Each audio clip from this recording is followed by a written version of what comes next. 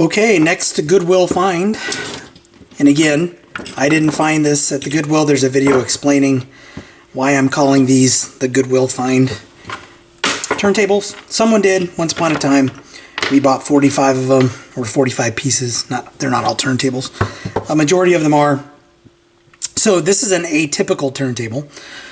Most of the turntables and every turntable I've repaired to this point, or I've gone through at this point, has been just a train wreck. So there were really like 3, let's call them atypical, at least atypical of the group.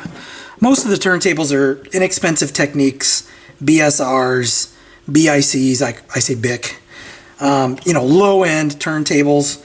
The tables were packed in banana boxes with some had plastic or paper over them.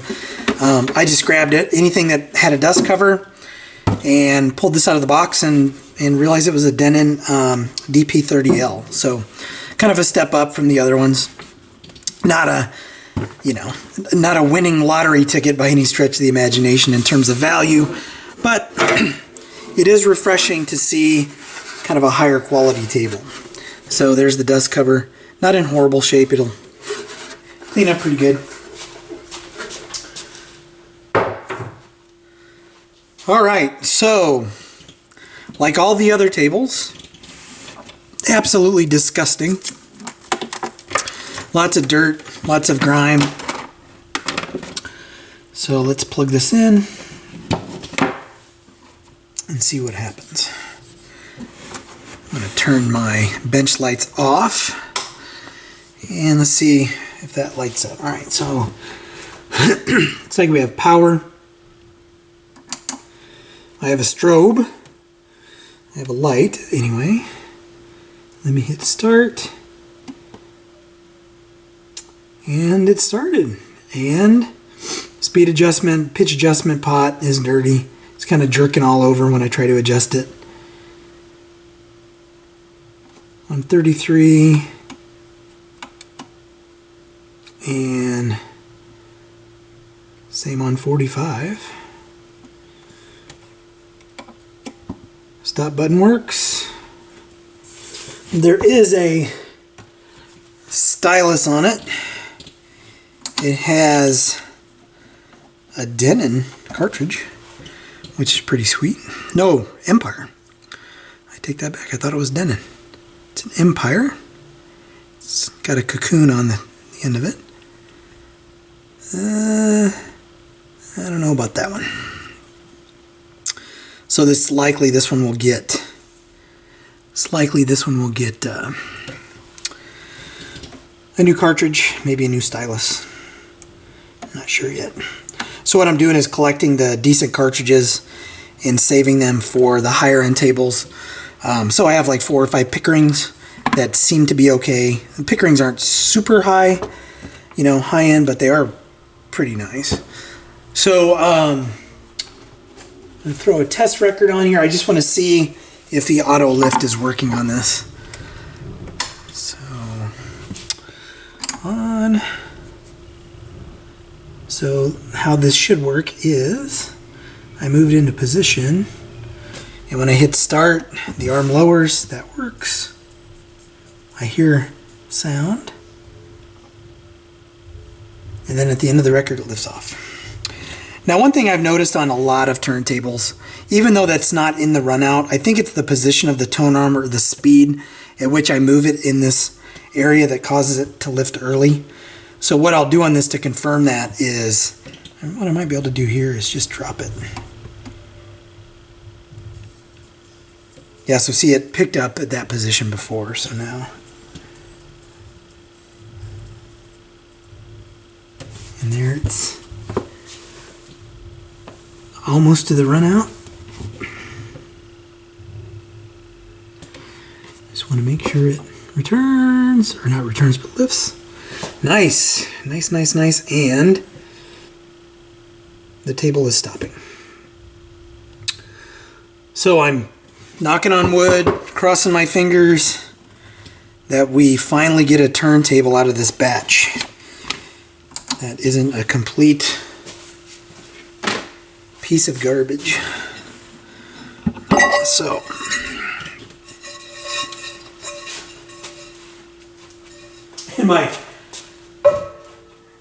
when I lift something off the bench and move it, I have a bench over here on my right that has 4 turntables on it, so I can't put anything there. And my truck is directly behind me, so my truck bed, the tailgate, acts as like a third bench here. So what I'm gonna do is, oh, you know what? Change. Because what I want to do is, since this seems to be working, I do want to check the RCA cables. Every turntable so far has required new RCA cables. So that's been a bummer. And I actually have a Denon stamped head shell that I think I'm going to put on this. I'm sure this is an original. But, you know, I've got a kind of a little fishing tackle box with head shells and cartridges. So why not put a Denon on here if I've got one? Although I should kind of save it if I ever get a nice Denon that needs one.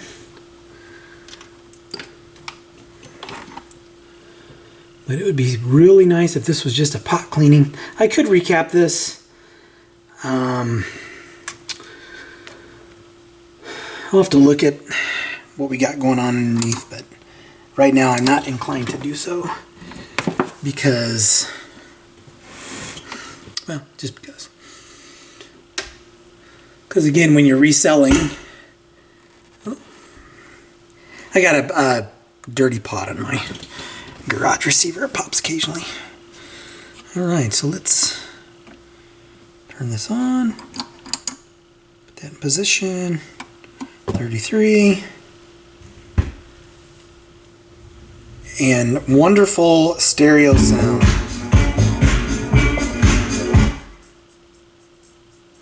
So that is most awesome. That is cool, cool, cool. All right. So let's pop this off of here.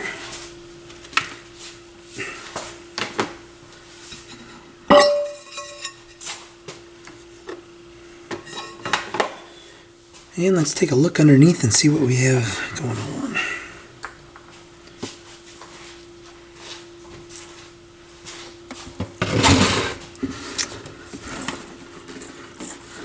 I need to take that RCA cable off. Well, yeah, because it's gonna just get twisted.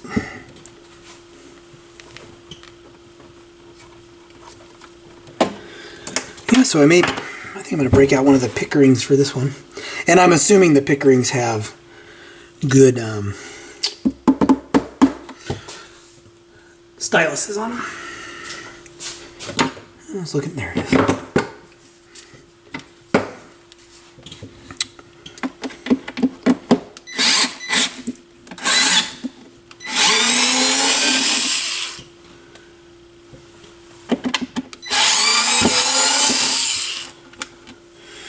So it looks like when I go to clean the pitch control potentiometer, the little dial in the front, these 2 holes here are likely for the variable resistors. So I can move that dial to the center and then use these to adjust it. I'm assuming that's what those holes are for. And again, I had to reposition my camera to get my big fat head out of the way. So stuff is not in a real good position on my bench. I end up leaning over, and which kind of sucks. But looks like the feet come off. I'm going to remove one just to see if that is true. The feet look good.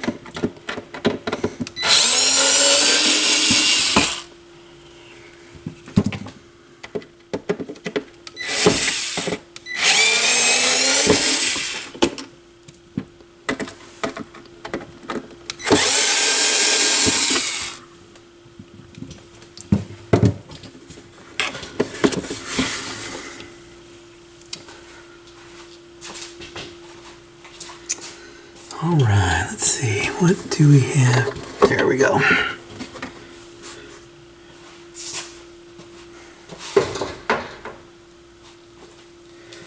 Well, there aren't many caps here. I could recap it, but I'm going to talk to the shop owner first, see what he wants to do. Likely we won't recap this. So, here's the pitch control wheel that I was talking about.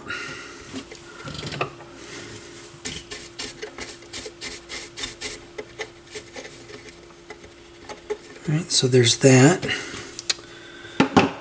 And then maybe those two holes weren't for... Yeah, it looks like, I don't know, they were just two holes. I don't see anything. I assumed it was, you know, there were two variable resistors mounted underneath there, but it doesn't appear that there are any. We got a couple there. I'm not sure what those are. Well, we'll see where we're at after I clean this. And, let's see. And these aren't mechanical. It's like a little tiny button. It's not really like a mechanical switch for these two, so I won't be doing any cleaning of those. At least I don't think it would do it any good. I have similar buttons on my 60s. I have a couple 60Ls. And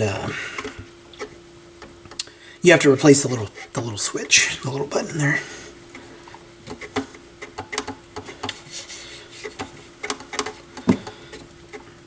So I'm hoping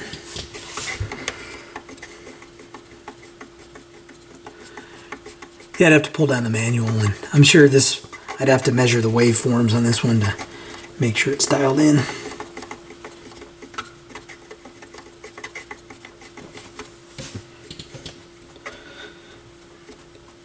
But we'll see how close we are to the center here, and we'll go from there. Now the lubing the spindle.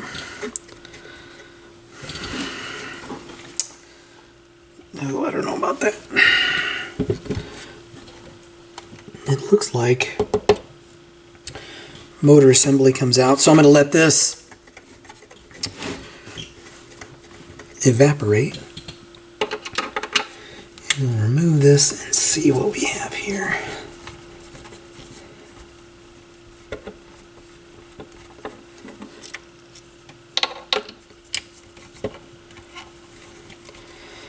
So most of these videos are going to be, well, I can't say that. Most of the videos so far of the garage sale Goodwill Find turntables have been repairs. This one is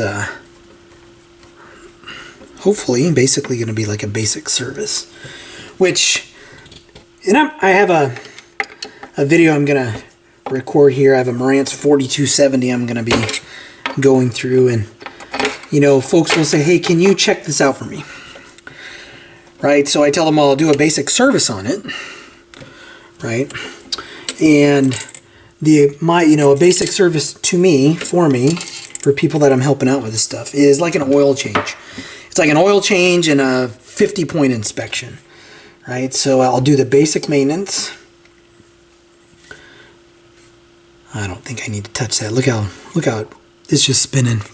Without the platter on it, it's just spinning. I mean, it's still going. So that's good. That is good. So anyway, it's kind of like an oil change in a car with an inspection, multi-point inspection. So, but I will when I go through the Marantz 4270, I'll kind of talk about that. So anyway, in regards to these turntables, most of them have been repairs.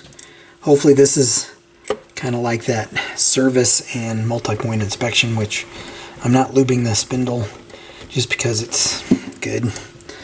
I don't want to open it up, introduce any debris or dust when it's spinning so freely. So this one might just be a quick one. clean the pitch control, clean it up cosmetically, put a cartridge on it, test it out, and help it find its new home. Alright, let me hit this again. I normally like to hit it the first time with my WD-40 contact cleaner, not WD-40. I had someone ask me if I was using WD-40, and I have to clarify that every time. And then I use Fader Lube, but again, this is kind of a higher end table, so what the heck, 2 squirts of Fader Lube. And again, I don't count, but it's a good 30, 40. You know, and the two times I've cleaned it, probably 60 or 70 turns. All right. So,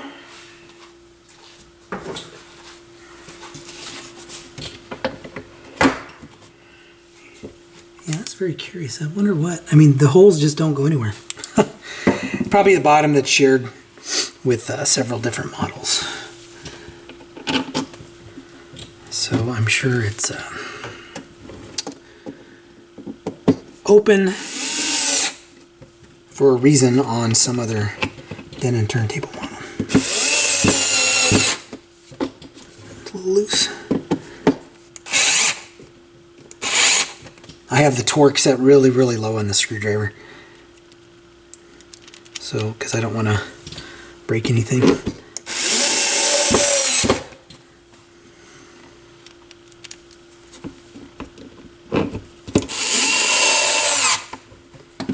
Alright, this one's still loose.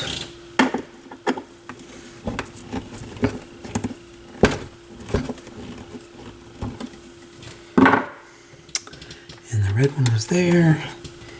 And we had the black ones here.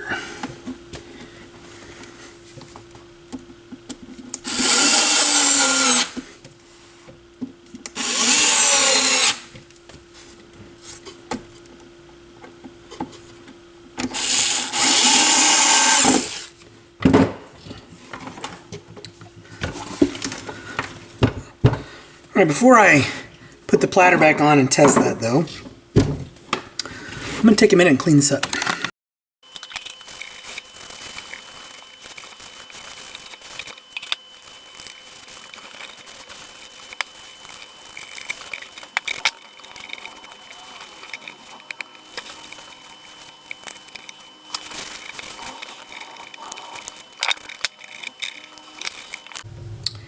Okay. Alright, so what I want to do first is I want to just put this adjustment dial into roughly the middle position, and the way I figure out where that is 1, 2, 3, 4. It's like 3.5, so let's do 1, and it's a little over 1.5.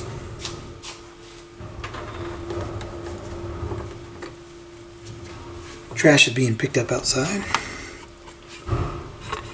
Need to clean this slip head off too. Cleaned up really, really nice. There's one piece of tape over here stuck to the side. It's clear tape. I may have to heat it up with like a hairdryer. I'm not going to use my heating gun. Like a hairdryer just to peel it off. And then my fear is right now you can't really tell. I mean, you can tell it's there, but it's not. If I peel it off and some of the finish, the silver finish comes off, it's really going to be, it's going to look worse, so I may just leave it. If it was mine, I would peel it off. I wouldn't care. But. Okay. Let me make sure I got that. All right, 1. All right. So let's see where the speed is on this.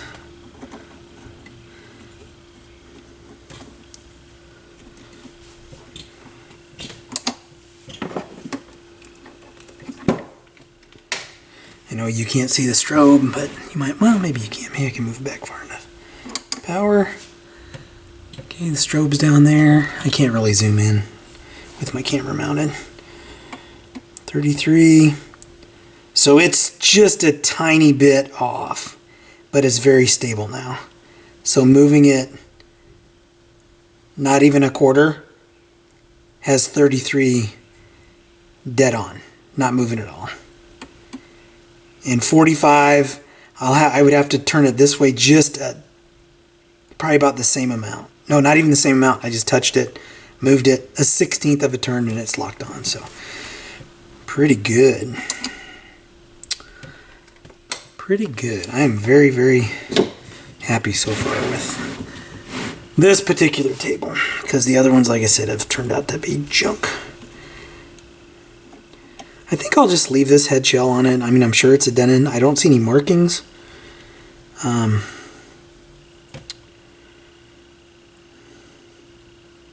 maybe it does say Denon in there. I think it says Denon under the wires, but I can't really tell. There's something down there. All right, so I'm going to. Where's my magic eraser? I just used it. Let me see if I can clean that up a little bit.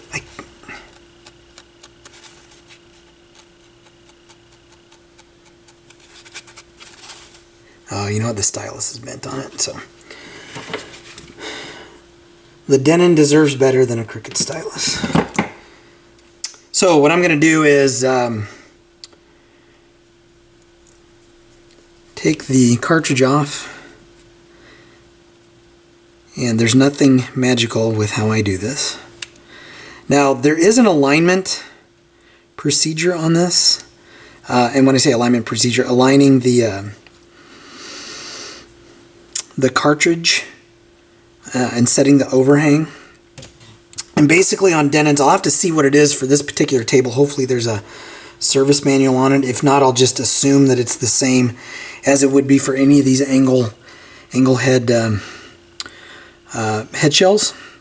But basically, from this collar or the edge of the head shell, right, to the tip of the stylus should be, and I'm just throwing a number out there. I think for these it's like 34 inches or something like that, 31 inches. Now I have a little, where my microscope is mounted, there's a little scale on there. So I will use that scale or that ruler to align this inside. I won't do it on camera, but basically I'm just going to lay it on there and go, make sure this is whatever it's supposed to be when I put the new cartridge on it. The cartridge I'm going to put on it, actually I have a couple of different choices. I have one good thing about all these turntables, even though the turntable may not be valuable, right? I've got a Stanton that I pulled off. I got 2 Pickerings. These are X15 625s. This is a 680. I've got a couple of Grados. So I think for this one, Pickering wouldn't look right. It's all about the aesthetic. So I'm going to opt to put a Grado on it. And these Grados were in pretty good shape, so a little dirty, but yeah, stylus is good on it. Okay, so I'm going to mount this to the head shell, and I'll come back and we'll give it a listen. All right, I mounted the new, not the new, but the Grado cartridge to the head shell. The distance from the end of the head shell to the stylus tip was 35 millimeters. The Grados are pretty long. This is a Grado F3 Plus. So this is actually closer to 36 millimeters, but it sounds fine. There's not any sibilance. I've put it on the inner grooves of the record to make sure there wasn't any bad distortion or anything. So that's good. I'm just letting this play. I'm going to move it very, very, very gently because I want to put the dust cover on it. Here we go. So it's playing. It's been playing for 10 minutes. Ralph on cue is barking because that's what my dogs do. Cleaned up the dust cover. Got it pretty clean.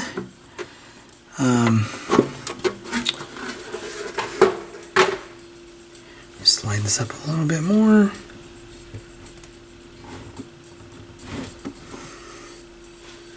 So I'm going to show you what it looks like.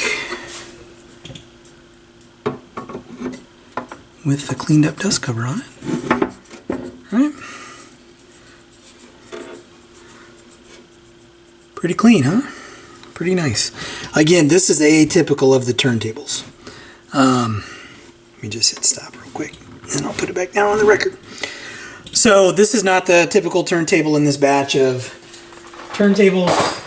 Again, I hope to have maybe 2 that are like this, higher quality, easier, in better condition, easier to work on. I'm going to put some clear bumpers down because I like these. So I'm going to put a bumper here, like right there. And I'll put another one on the other side. And the turntable stopped. It's just because the platter spindle, like I said, if it's spinning so freely, it just keeps going. It's just going. It's not on. It's just spinning itself out. So I'm going to call this one done. This one's good. Finished kind of cleaning it up. Still some grime and some grit I've got to take care of. But and I don't know what it is, but all of these turntables have some kind of scratch here. It must be, I don't know what I don't know why it's there on all of them. Like there's one close to the middle of the dust cover on the inside. Must be the platter came up and hit it or something. Somebody was throwing it around. What I need to do though, oh, you know what I didn't do? I did not set the tracking on the Grado. So there's a little spot between the tone arm rest and the tone arm guide, the tone arm elevator guide. Yeah, that's set way too high. So these Grados are normally 1.8-ish. And I'll use my scale, but you know, this normally gets pretty close. So that's at 1. I'll turn it up to 1.8-ish. And then I'll get my scale. And we'll see how close that is. I also had to adjust the tone arm guide on the tone arm elevator because the Grado is it's such a tall cartridge. And I've got it maxed out over there. So this is sitting closer to the record than I normally like them to sit, but there's really nothing I can do. Yeah, so 1.87. So that's really close.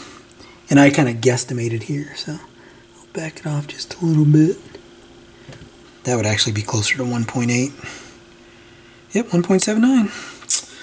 Adjust tracking, 1.79-ish. And this is good. So I'm going to listen to a couple of records on it while I'm farting around in the garage. But unless you see another part to the video on the Denon, and this is a Denon DP30L2, not Denon DP30L. I discovered that when I pulled the service manual down. How do I know? Straight tone arm, and it's got this Denon angled head shell on it. If this was a Mark 1 or a Series 1, it would have an S-shaped tone arm. And I think the controls might be a little different, but I didn't really get into the specifics of the differences between the tables. So anyway, if you like what you see, hit like, hit subscribe. Got a lot more of these garage sale, thrift store, Goodwill, turntables coming up. So I'll see you in the next one.